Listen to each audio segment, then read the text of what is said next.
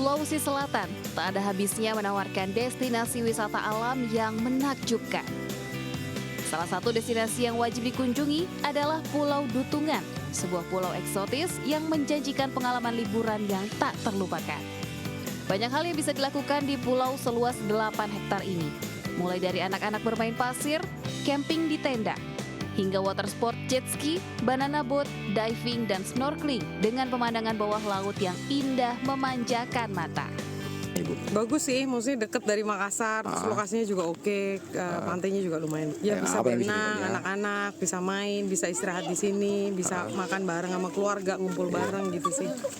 Oh, di sini kita juga bisa olahraga air, Mas. Ada jet ski, ada banana boat, ada kegiatan-kegiatan air lainnya, dan banyak terumbu karang yang bisa kita lihat di permukaan air, Mas.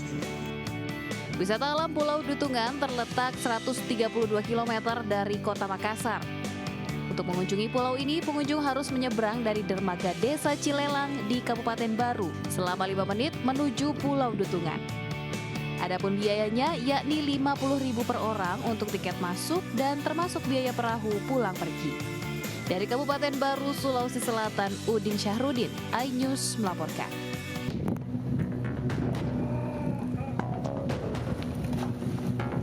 Video amatir merekam detik-detik jalan ambles yang terjadi di Simpang Jalan Kembung, Medan, Sumatera Utara.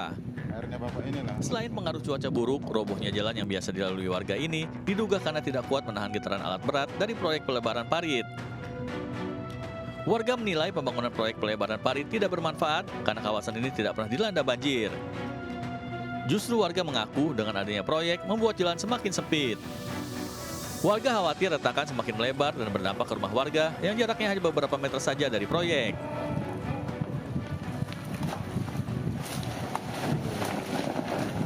Dari Medan, Sumatera Utara, Ahmad Ridwan Nasution, iNews melaporkan.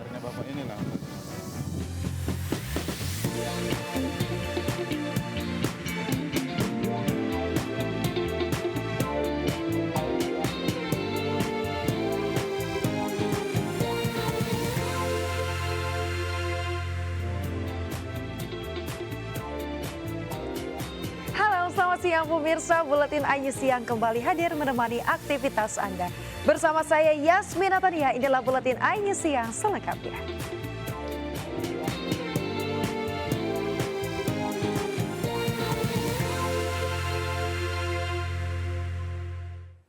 Pemirsa, kita awal informasi hari ini terkait dengan hasil panen turun akibat cuaca dan kekurangan air tak menyurutkan niat warga di Grobogan, Jawa Tengah untuk tetap bersyukur dan tetap menggelar tradisi berebut gunungan. Keseruan pun terjadi saat gunungan diarak dan diperebutkan di tengah jalan, bahkan 2 orang warga terjatuh dari atas gunungan saat berusaha saling serobot hasil bumi.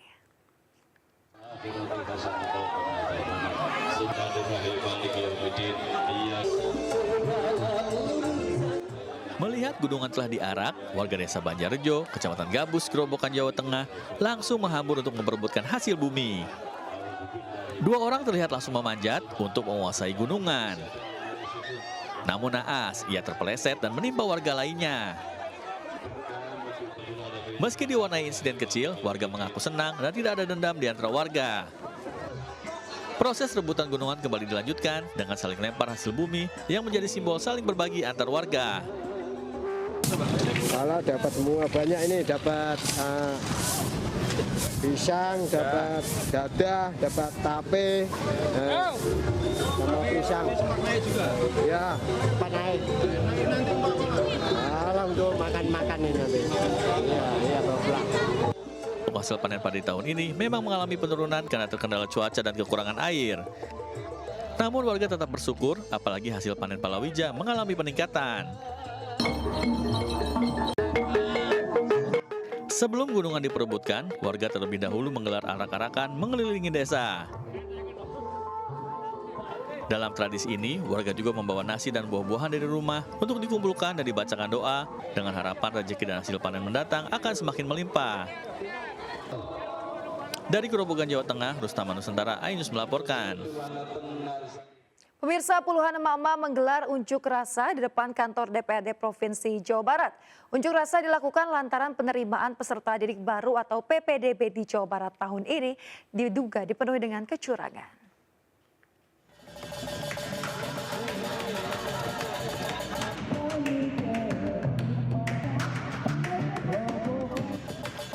membawa peralatan dapur, puluhan mama ini meminta DPRD Jawa Barat menyampaikan aspirasi mereka kepada pemerintah daerah perihal dugaan kecurangan dalam pelaksanaan PPDB.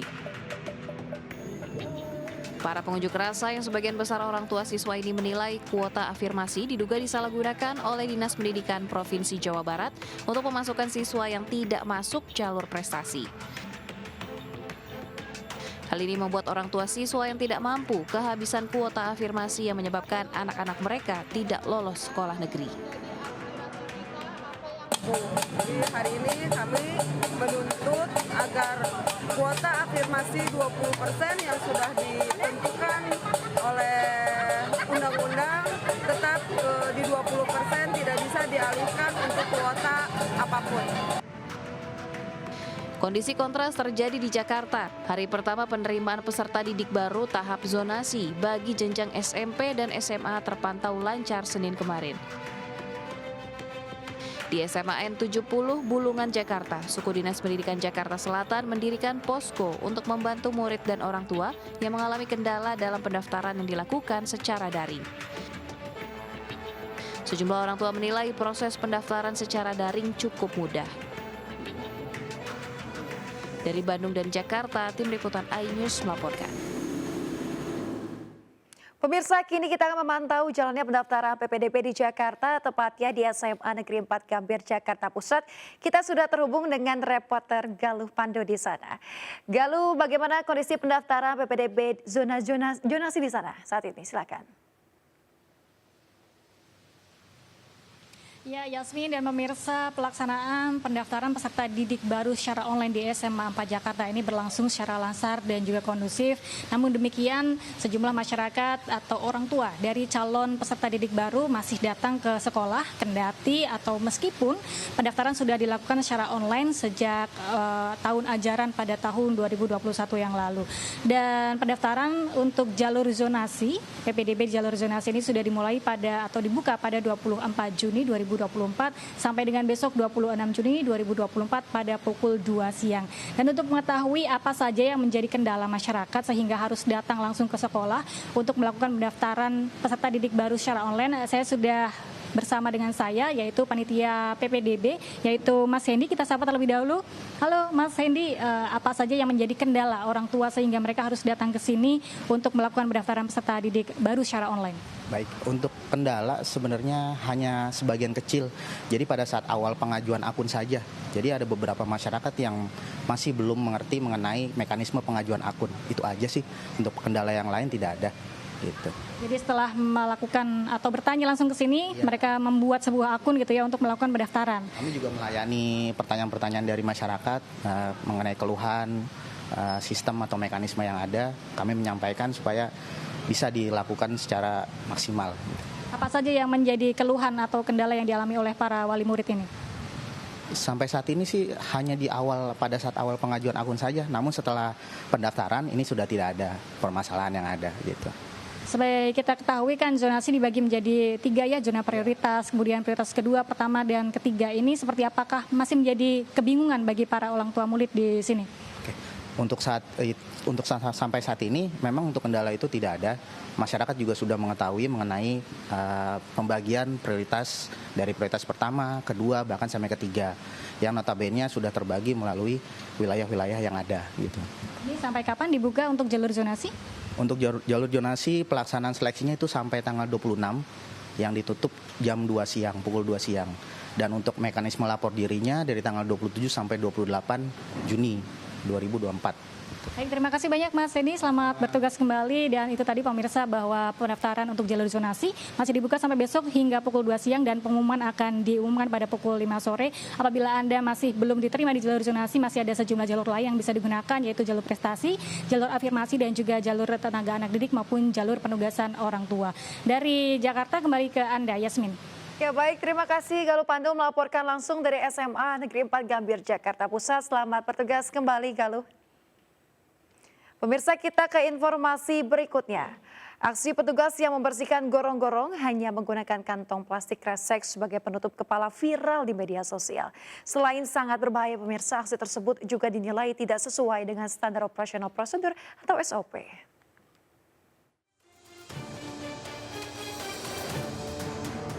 Aksi sejumlah petugas Dinas Pekerjaan Umum dan Sumber Daya Air Kabupaten Jember saat membersihkan gorong-gorong belakangan viral di media sosial. Sejumlah petugas ini hanya mengenakan kantong plastik resek sebagai penutup kepala sebelum menyelam ke dalam gorong-gorong. Petugas diketahui tengah membersihkan gorong-gorong yang dipenuhi dengan sampah. Alih-alih direspon positif, aksi sejumlah pekerja ini dinilai membahayakan karena tidak sesuai dengan standar operasional prosedur atau SOP. Saya udah tegur teman-teman dari Bina Marga, saya tegur tuh nggak boleh seperti itu. Mereka ingin cepat aja, nggak praktis aja. Padahal alat-alat untuk pengamanan safety itu di situ itu ada semua. Kita kan punya, dari BPD punya, semua punya itu untuk masuk ke dalam menyelam pun juga kita punya. Agar tidak terulang, Pemda Jember sudah memberi teguran keras kepada dinas terkait. Dari Jember, Jawa Timur, Bambang Sugiarto, iNews melaporkan. Pemirsa, kemunculan seekor babi hutan yang masuk ke pemukiman warga menghebohkan warga Parungkuda, Sukabumi, Jawa Barat. Babi hutan tersebut sempat mengamuk dan juga menyeruduk sejumlah motor hingga membuat jebol atap kios bakso.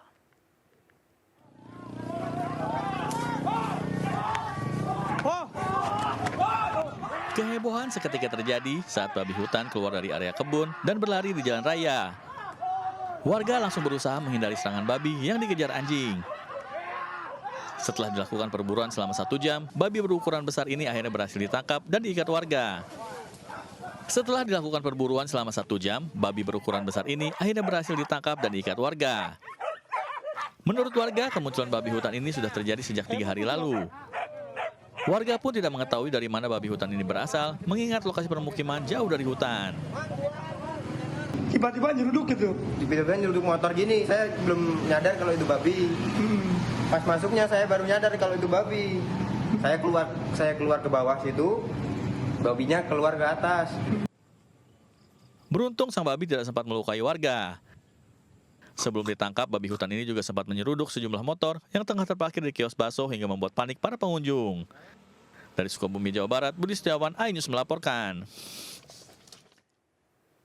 Diduga menipu member arisan, pemirsa, seorang selebgram cantik di Goa, Sulawesi Selatan ditangkap polisi. Sementara di Jakarta, pemasok narkotika ke Virgon dan juga teman wanitanya ditangkap di kediamannya di wilayah Bekasi, Jawa Barat.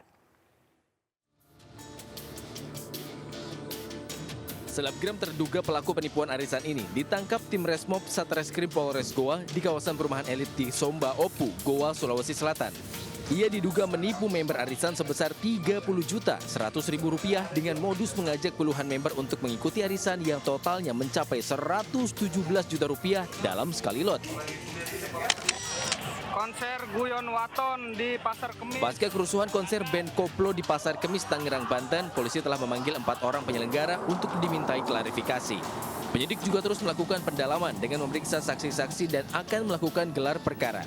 Dalam konser musik band Koplo tersebut, penonton membakar dan merusak sejumlah properti konser termasuk sound system hingga alat musik yang berada di atas panggung.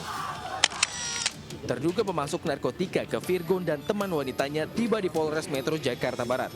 Pelaku yang diketahui merupakan salah satu kru dari band Virgon tersebut ditangkap di kediamannya di wilayah Bekasi dan langsung digiring ke ruang penyidik untuk kepentingan pemeriksaan. Bang.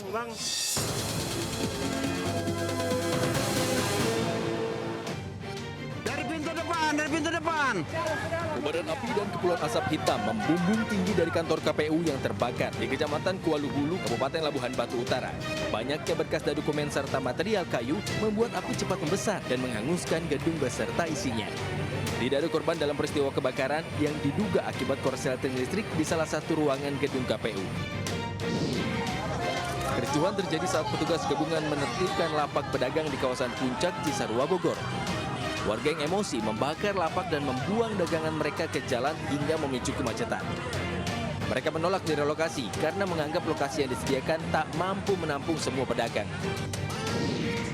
Tim Basarnas Mamuju mengevakuasi 15 penumpang kapal motor yang mengalami mati mesin dan terombang-ambing di perairan Mamuju.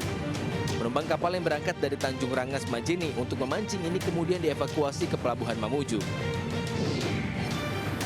Aksi parkir liar yang diduga mengancam dan meminta tarif Rp300.000 kepada sopir bus pariwisata di Masjid Istiqlal, Jakarta Pusat viral di media sosial.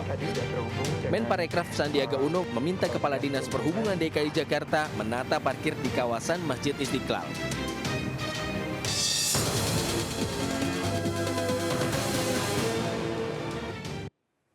Yeay, kita ke informasi kuliner pemirsa. Di Jakarta Utara ada restoran Jawa yang menyediakan olahan buntut sapi yang panjangnya mencapai 1 meter.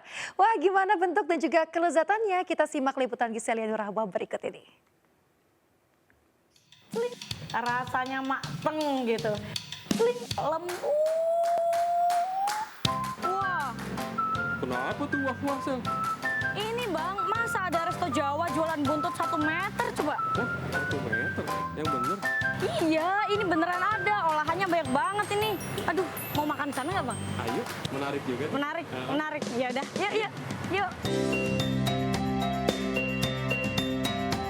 Halo Kak. Halo Kak. Kok emang bener di sini jualan buntut 1 meter? Iya betul Kak, tapi bukan buntutnya 1 meter. Apanya? Tapi nampaknya yang 1 meter Kak. Tuh, emang spesialnya 1 meter apa sih? Membedakan dari yang lain ya. Jadi kami bikin tuh paket-paket yang besar, yang panjang, agar customer juga melihat yang menarik. Oke. Sajikan juga di tempat-tempat yang unik. Oke, kalau gitu aku mau pesen yang paling spesial aja deh kok. Boleh Kak, nanti kami siapkan. Aduh, ini banyak banget, bingung mau makan yang mana. Cemilan udah Jawa. Udah Jawa. Kayaknya ada yang kurang ya. Oh, outfitnya nih kurang Jawa. Oke, sobat makan, saya mau ganti baju dulu kali ya. Celing. Oke, ganti baju. Udah kayak putri Jawa belum? Ini buntutnya gede banget ya. Dan ini buntutnya lembut banget sobat makan, lihat ya. Langsung bisa dipotel kayak gini. Harum arang smokinya tuh masih berasa banget ya di hidung. Ini buntut bakarnya rasanya mateng gitu. Wah, ini nih menu yang andalannya. Ada sop buntut sapi. Wah, bentar. Kayak ada yang kurang. Mangkoknya mana ini nih? Bang Oki, mangkok Bang Oki. Mangkok segera datang. Mana Bang Oki? Ini kuahnya rasanya medok banget, enak. Daging buntutnya ini loh, lembut banget. Sampai lupa. Di kanan saya ada bakwan jagung dan di kiri saya ada mendoan. Bang Oki, tolong jangan joget-joget di belakang. Saya ketawa, oke? Ini kameramen saya nakal ini, tolong diam. Udah serasa di keraton gitu ya, sobat makan. Berasa mewah sekali di sini. Jadi buat sobat makan yang mau nyobain dan makan langsung masakan khas Jawa, bisa langsung datang ke Resto Jawa ini yang ada di daerah Kelapa Gading, Jakarta Utara. Saya Giselianur Rahma dan juru kamera Leman serta Oki Mahendra. Sampai jumpa, bye. Pemirsa, seorang keluarga jemaah haji nekat menerobos pagar karena tidak kuat menahan tangis rindu di asrama haji Palembang, Sumatera Selatan. Sementara di Jawa Timur, pemirsa, seorang anak memeluk erat ibundanya yang baru turun dari bus rombongan haji usai terpisah jarak dan waktu selama 42 hari.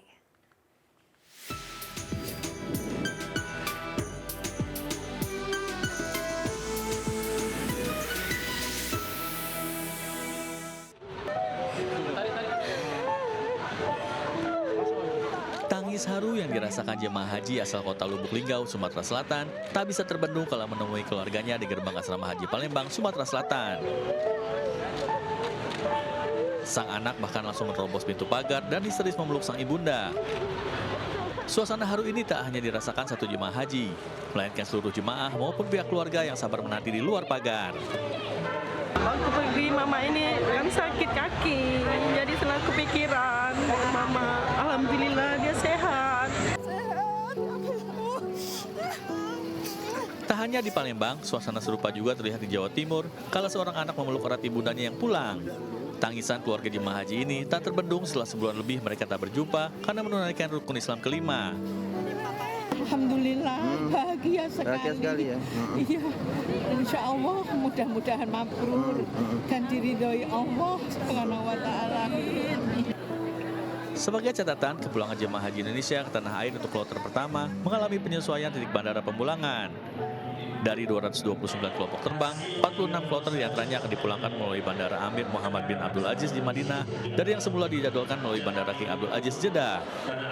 Dari Sumatera Selatan dan Jawa Timur, Bambang Irawan Abdul Wahid Ainus melaporkan.